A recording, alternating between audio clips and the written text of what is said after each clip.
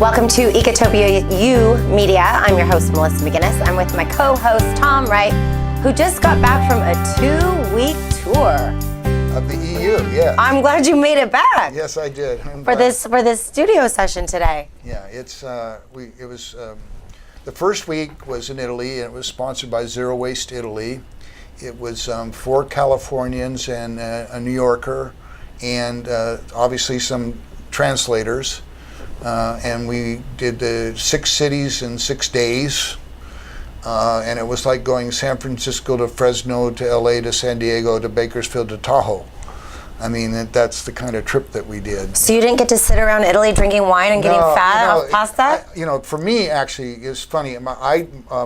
So to explain who the personalities are, there's Captain Charles Moore, who of course is famous for discovering the plastic gyre in the Northern Pacific, the first of 5 gyres, and then he's a resident of here in Long Beach. We've interviewed him for the show. We've interviewed him for the show. Then there's Paul Connett, who we've interviewed also, and Paul is an author of Zero Waste Solution, and he's actually the provocateur, if that's the right word, of a lot of the movement, anti-incineration movement in Italy. He's been there 66 times. Wow. He's been hosted 66 times in the last 14 years, so he goes there quite a bit.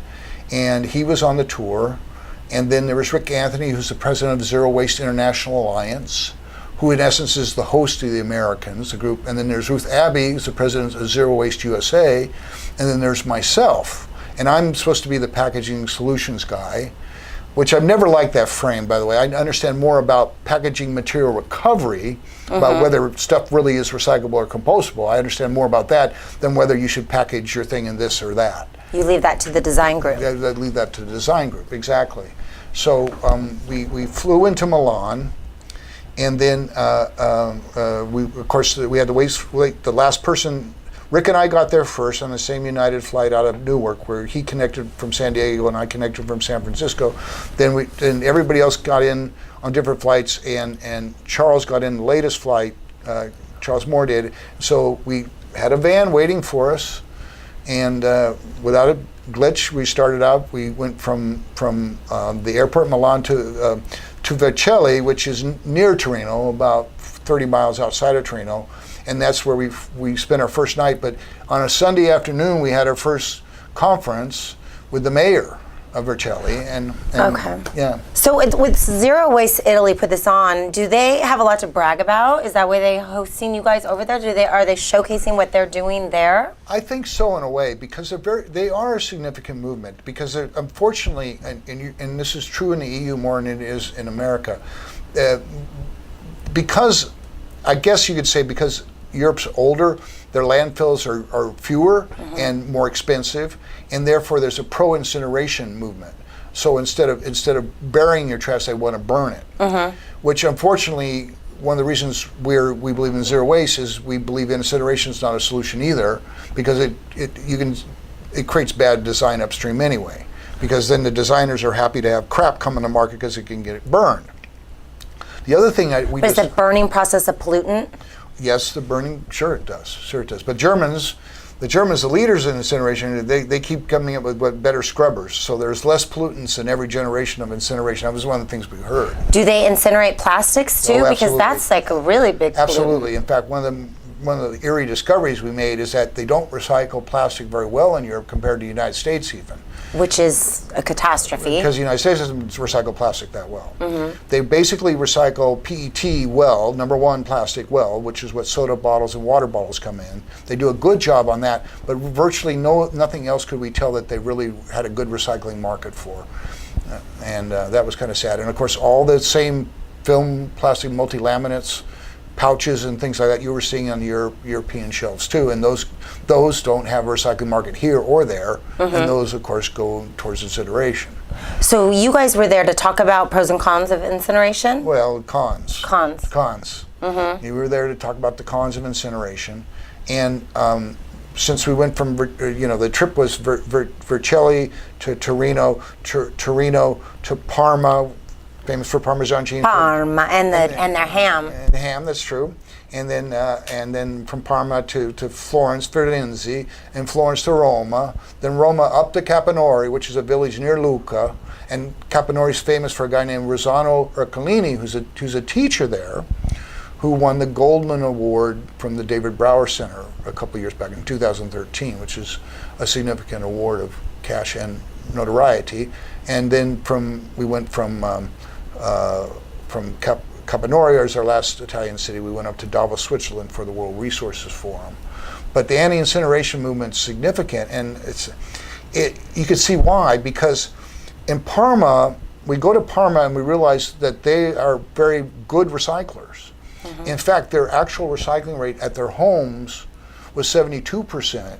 Now, San Francisco, the United States, which brags about being a great recycling city, and it is in the United States, its actual recycling rate residentially is 64%. Mm-hmm. So here's Parma that's got an incinerator that has a great recycling rate. So therefore, the incinerator is under capacity. It's running about 30% capacity. Then we go to Florence for an anti-incineration meeting because they want to place an incinerator outside of Florence. Florence being an old city, it's not going to go in Florence. It's going to go in the suburbs. And we go to there, and that's where we have a meeting. And for Californians, it was very confusing because there's only 100 miles between the two cities, and the one place is under capacity. So as California, we're saying, well, if you really want to incinerate stuff, just truck it 100 miles. You know, it's confusing to us that they want, everybody has to have, you know. And so there is sort of you can tell the backstory is that there's political payola, to use the right word. There's some exchange of money that promotes incineration. You know, so. So did you take the train from city to city? Great question. The only place we took train, we took the fast train, the commuter train from Florence to Rome. It's about an hour and 25 minutes, and we took it back from Rome to Florence, and that's where the driver from Caponori picked us up to take us to Caponori, which was about a 2-hour trip outside of Florence. So what was your favorite meal? My goodness. Along the way. Well, in Sesto Florentino, which is where we had our biggest audience, which was part of a church theater, we had 300 people there, and it was the Mothers Against Incineration, was the big group. And they, the 300 people each paid 10 euros to come in, and the mothers had a buffet. And I focused on lasagna only. And it was restaurant quality, and the mamas knew what they were doing. And so I had 3 different lasagnas and a salad. That was a very favorite meal.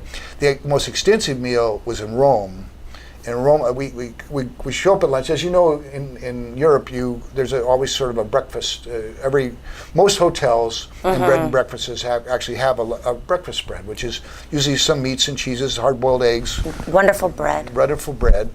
Okay, butter. Of course, you always. I love those breakfasts. I know. They're delicious. They are delicious. And so I had ate one of those breakfasts the morning in Rome before we went to the lunch, and they gave us a 5-course lunch. Oh gosh! And we started at 1 o'clock, and we don't finish till 3 o'clock. And they had this exquisite dry red wine. And Paul Connett and me are this wine. We love good dry red wine. So we're joking about it. And Rossano had taught me that his favorite drink was a double espresso. This is his dessert. He got a double espresso with brandy on top. So I finished. I didn't take the tiramisu. The 5th course was tiramisu. Instead, I had the double espresso with brandy, of course. That was my dessert at that. So those are the big meals. There was good food everywhere. That what we didn't get was sleep. It doesn't sound like you got sleep, but you can't talk about going to Italy without discussing food. But it sounds like you had some good outcomes with your meetings. Well, I think we only once met with actually a group of politicians, and that was the Tuscany Regional Council. And it was kind of interesting. When we got to the room to do our presentations, realized the room was less filled than it was when we peeked into the room before we were going to do a presentation.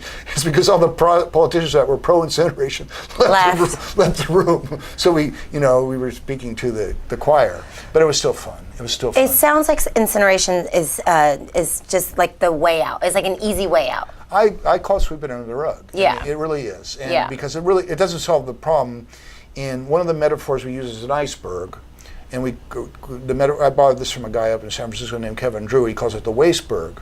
And when you look at waste when we call it waste, at the end of the cycle, at the end of this purpose of the stuff that we call waste, that's the tip of the iceberg. Right. Because there's a heck of a lot more waste upstream.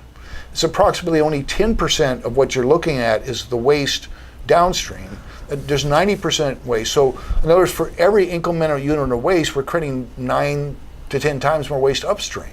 Well, and So even if you incinerate the iceberg, you still have what's under the water is the metaphor. Right. Yeah. And I think we've discussed here on the show, nothing ever really goes away. Yeah. So just because you burn it, there's ash, and then there's everything in the environment now. Correct. So it doesn't really go away. No, it doesn't. No, it's just a different way of spreading it and reducing it. Right. That's all you accomplish. And really putting more carbon in the atmosphere, which is like the last thing we need. You do a little bit. The Germans say that you can scrub it out.